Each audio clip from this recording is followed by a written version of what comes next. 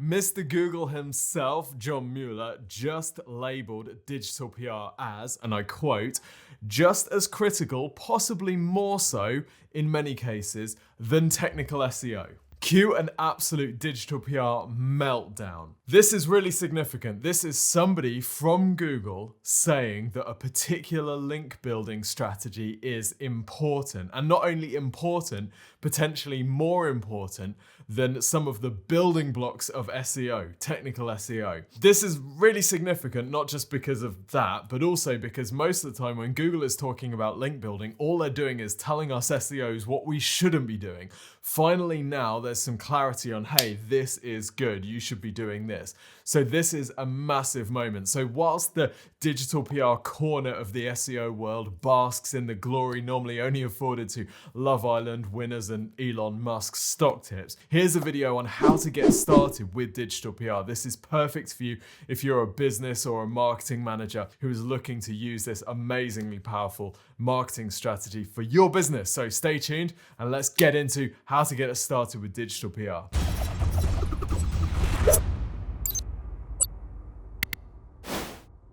Alrighty, welcome to the video. So in this video, we're going to show you a process that you can use to get started to get news coverage for your business. Essentially, that's what digital PR is all about. So who is this for? Well, it's for any business, no matter how boring you are. One of the most common misconceptions about PR and digital PR is that you really have to be like a cool, sexy influencer type business to benefit from this sort of thing. And I can tell you that couldn't be further from the truth. In fact, some of our biggest digital PR successes at Exposure Ninja, and we do this for clients all the time, have been for ridiculously boring businesses. And if you think I'm having you on, trust me, okay? Here's a few for you. Firstly, we've done this for content-only affiliate sites that just drive to links, right? They don't sell anything on their own. We've done this for PPI lead generation companies. I mean, PPI is not exactly the sort of thing that the press loves to write about. It's the sort of thing that most people are sick of hearing about. And then the most boring business of all, warehouse racking safety inspection. Now, fantastic business owner, fantastic team, all of that, great.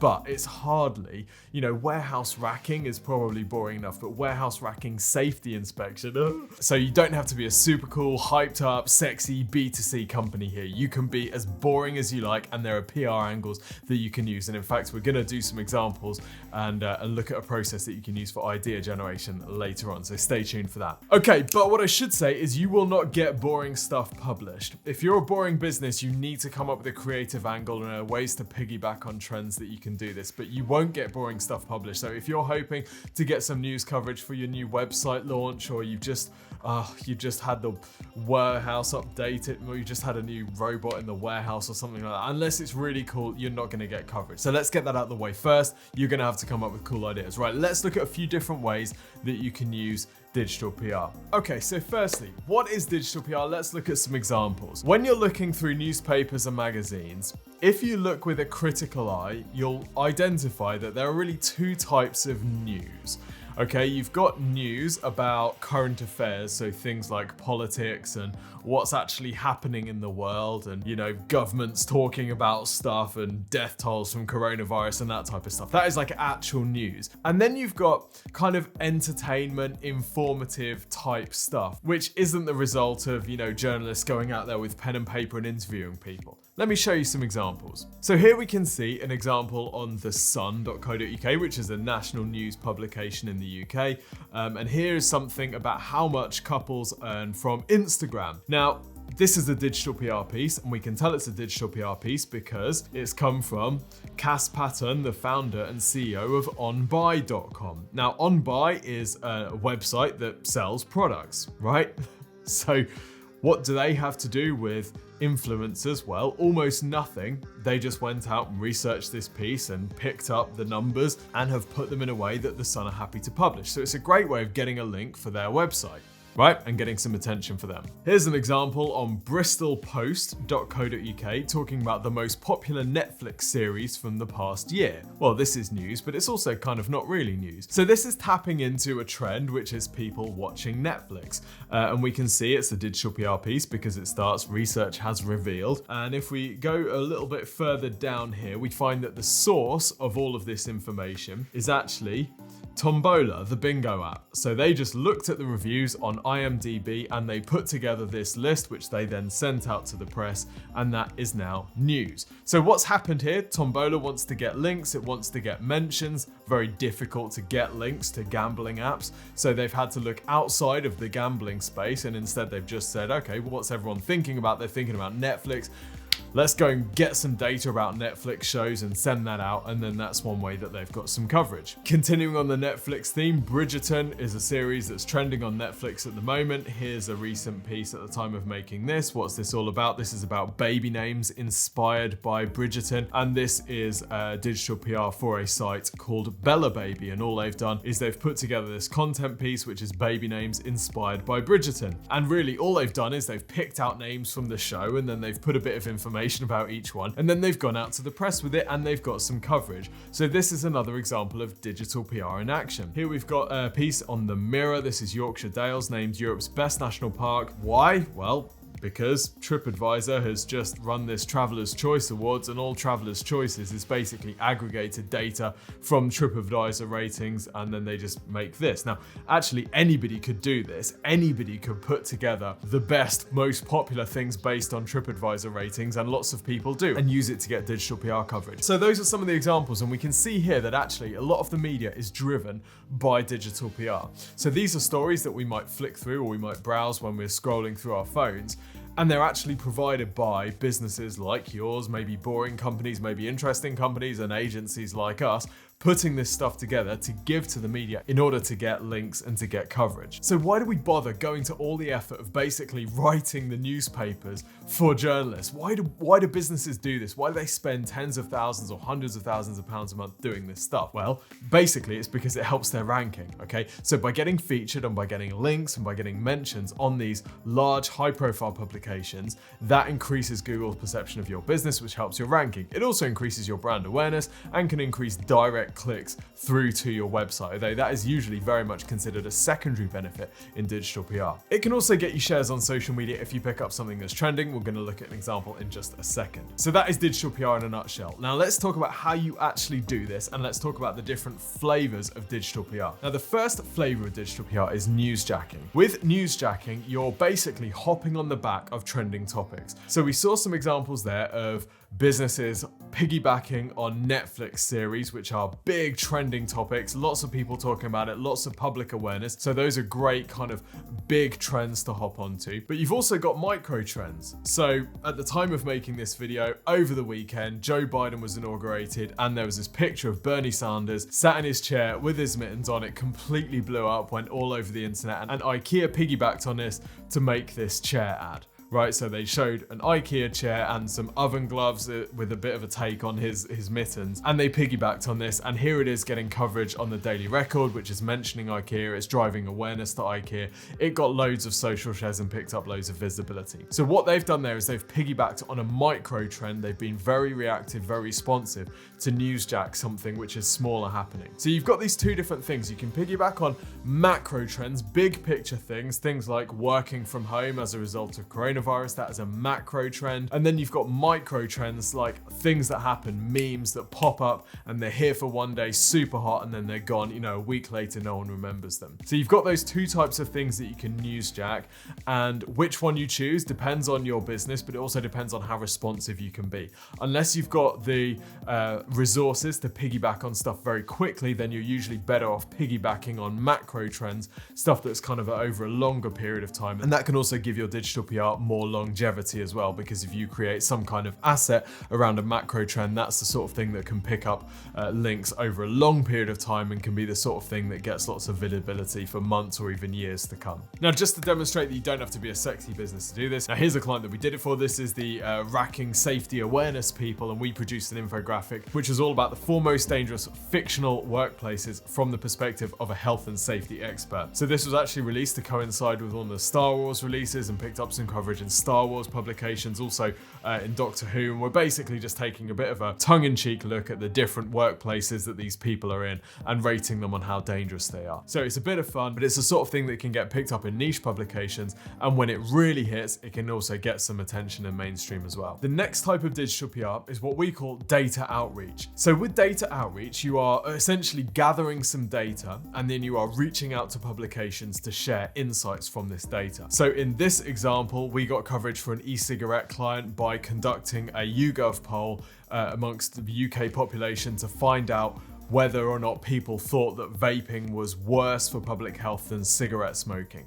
So this was a really trending topic, and to be honest, it still is, because there's uncertainty, there's questions about e-cigarettes versus normal cigarettes and which one's healthier and all this type of stuff. So we conducted a survey to find out what the UK public thought about this, and we then used that data to reach out to different publications and say, hey, we've got a news story here. Here's another example in the Mirror for our PPI client of ours, where we conducted a survey to find out how aware people were of the PPI deadline, and we found that actually most people weren't aware of the PPI deadline. So we've collected some data ourselves and we've put it on our client's website so that when these publications write about this data, they have to link back to the client's website because they want to credit the source. But if you don't have your own data, or you don't have the budget to collect your own data, in some of the examples we looked at earlier, they're just using publicly available data. For example, the most popular Netflix series, all they did was went on IMDb and looked at the ratings for each of the Netflix series, and they turned that into a story, into a press release, put them in a table,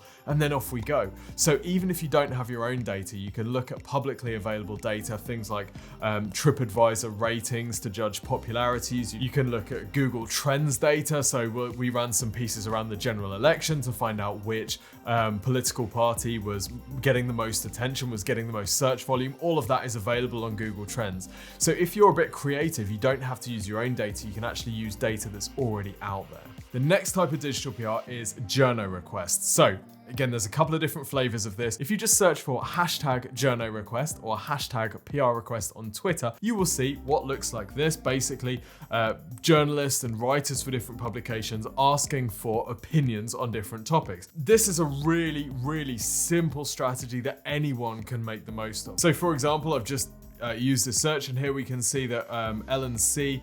I'm on the search for people renting in Birmingham to take part in What I Rent. Are you renting in Birmingham? Do you know someone who is? Slide into my emails at whatirent@metro.co.uk. So Ellen writes for the Metro. She's lifestyle editor at the Metro. Great. That is a really good contact to have. Now that tweet might not be relevant to you, but if you have a look through the tweets that are hashtag Journo Request, hashtag PR Request, and find something that is, or find something that you can speak on, this is a great way of getting coverage in different publications. I've been featured personally in Forbes, The Times, Guardian, and The Telegraph as a result of just answering Journo Requests and PR Requests. So it's something that can really work well. So for example, I've been featured in Forbes. Here you can see me talking about Benjamin Franklin, who is one of the most productive and amazing people I've ever come across. Here you can see me talking about the stress-busting secrets of successful entrepreneurs. There we go. And here, this article about work outfits. Here I am again talking about what I wear for work. So you can also sign up for services like Response Source or Gorkana, and they will email out journalists that need a source for a particular story. They need an opinion of someone who is credible in a space. And then if that fits with your expertise, then you can provide them that opinion. All right, so you know the different types of digital PR. Now it's time to think about the angle that you take with your story. How do you come up with something that's going to be interesting to these sorts of publications. Now, before I take you through the ideation process, I just wanted to offer you some help with your own digital marketing. At Exposure Ninja, we're a digital marketing agency. We help our clients get more leads and sales through their website, and digital PR is just one of the things that we do for clients. We do digital PR, content marketing, SEO, web development, conversion rate optimization, social media, and email marketing. If you want some help with your digital marketing, then we have a really great free service that you can take advantage of. If you go to exposureninja.com and click the button, you'll be able to request your free website and marketing review. In this review, we'll ask you a few questions about your business and your marketing goals, and then one of our consultants will put together a 15-minute video analyzing your current digital marketing, identifying any opportunities for improvement, and also taking a look at what your competitors are doing, and in particular looking for any holes that you might be able to exploit. This service is completely free, it's totally awesome, and if you're interested in working with us, it's a great first step because it allows us to analyze how much impact we think that we would be able to have and what the different strategies that we think will be most effective for you would be. So go to exposureninja.com to request your free website and digital marketing review today. All right, let's work out your angle for your digital PR. Now let's think of an example of a really boring business. Okay, accountants. I'm sorry, accountants, you don't have the best reputation. By the way, I absolutely love my accountant. I love all the accountant clients that we've got. Great businesses, great people, but not the reputation of being the most sexy, fun, and PR-friendly businesses, let's be honest. So let's do a bit of a brainstorm around accountancy to see what sort of topics we could come up with that could be digital PR worthy. Now, the key when you're coming up with an angle is to step outside the thing that you do directly. So for example, let's say that we're an accountancy firm and we specialize in the most boring thing of all, tax. We're a tax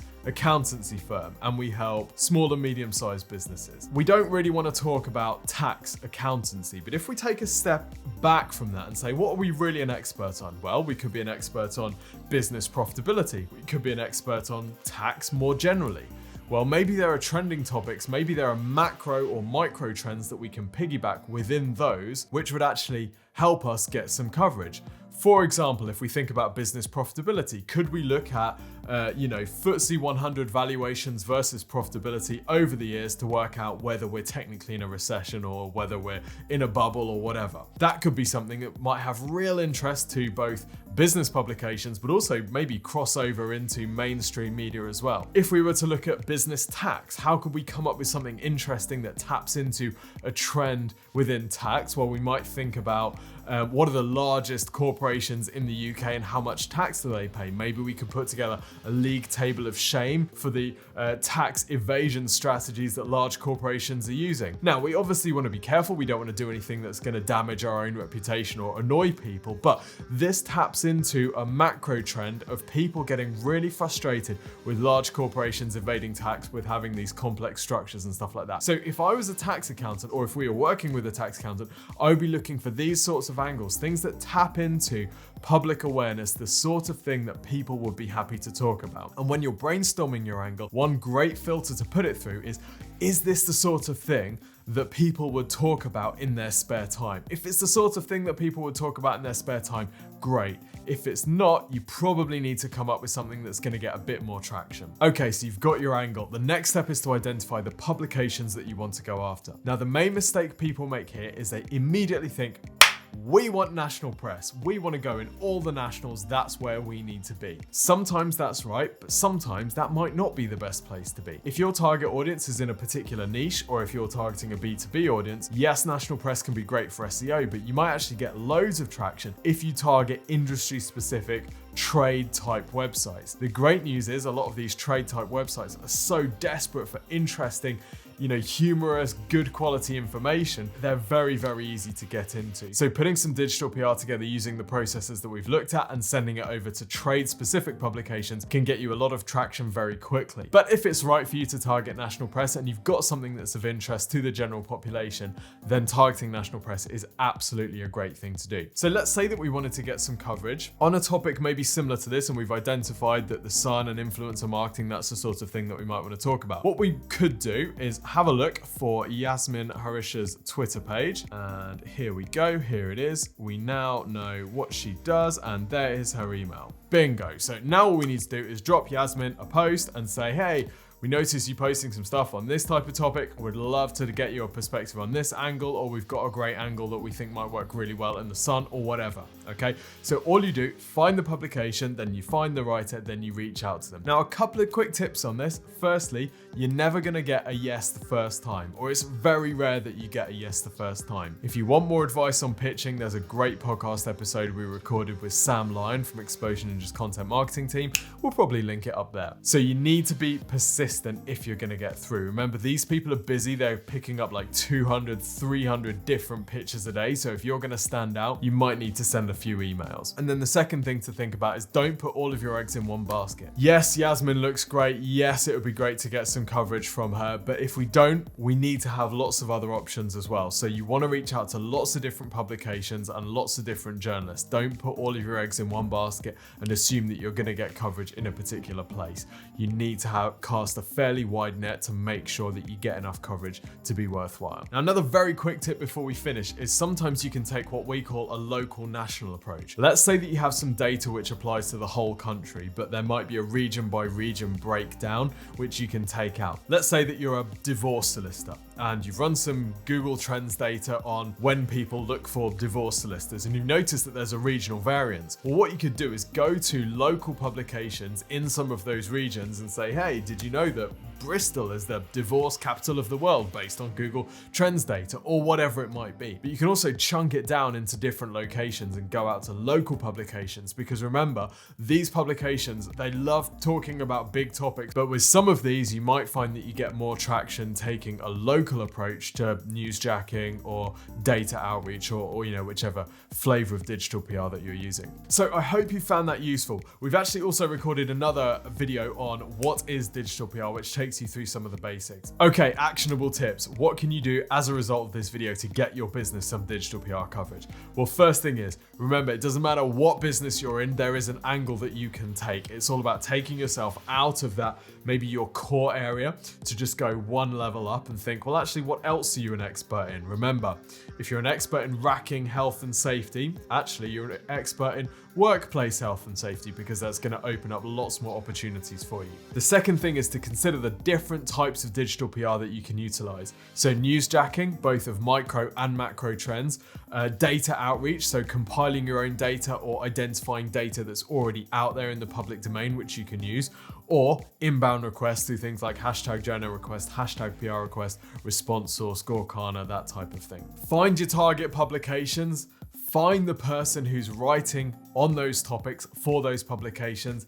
get them on Twitter, find their email address, reach out, and be persistent. So I hope you found that useful. Also remember that if you're way too busy to do any of this stuff for yourself, this is what we at Exposure Ninja do all day long. So we'd be more than happy to discuss whether or not we can help you. Just request your free website and marketing review from exposureninja.com or drop us an email and we'll be happy to discuss further. Until next time, see you soon in the national news press or local trade press. All good, equal.